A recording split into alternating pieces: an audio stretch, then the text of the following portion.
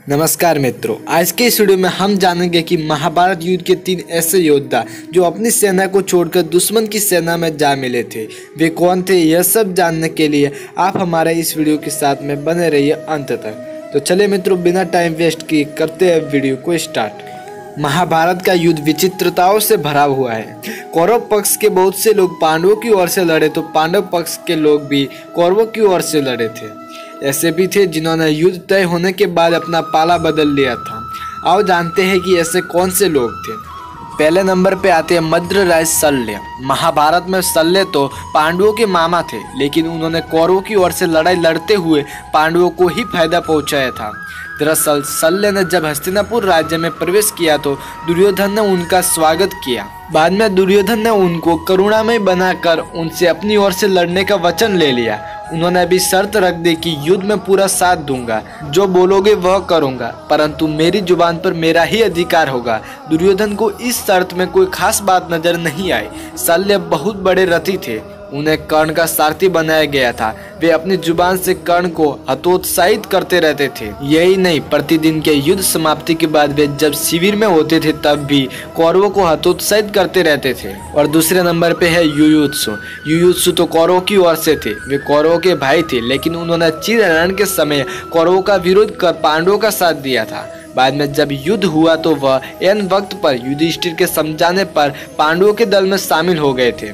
अपने खेमे में आने के बाद युधिष्ठिर ने एक विशेष रणनीति के तहत युयुत्सु को उसकी योग्यताओं को देखते हुए उसे योद्धाओं के लिए हथियारों और रसद की आपूर्ति व्यवस्था का प्रबंध देखने के लिए नियुक्त किया। तीसरे नंबर पे है नारायणी सेना के सेनापति सात्यकी।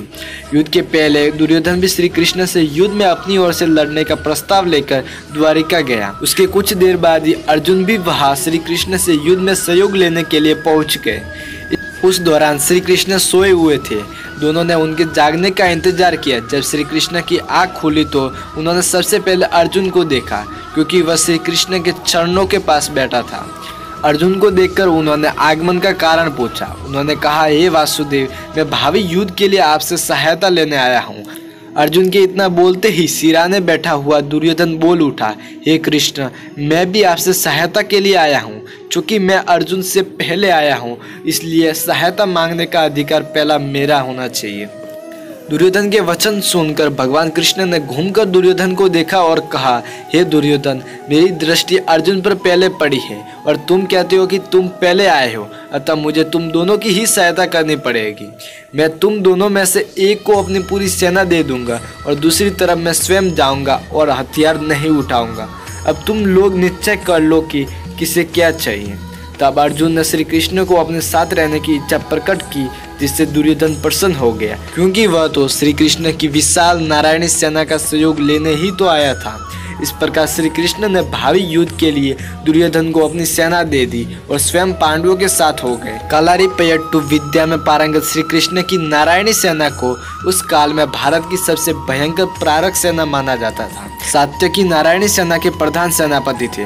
कायदे से उन्हें दुर्योधन की ओर से लड़ना चाहिए था, लेकिन उन्होंने पांडवों की ओर से लड़ने का तय किया था। तो मित्रों, महाभारत के ये थे 3 ऐसे योद्धा जो दुश्मनी सेना में जा मिले थे। पहले थे शल्य, जो पांडवों की ओर से लड़ने की बजाय कौरवों की ओर से लड़े थे, और दूसरे थे युयुत्सु, जो कौरवों की तरफ से लड़ने की बजाय पांडवों की तरफ से लड़े थे, और तीसरे थे सात्यकी, जो कायदे के अनुसार तो दुर्योधन के अनुसार लड़ना चाहिए था, परंतु वो अर्जुन की ओर से लड़े थे।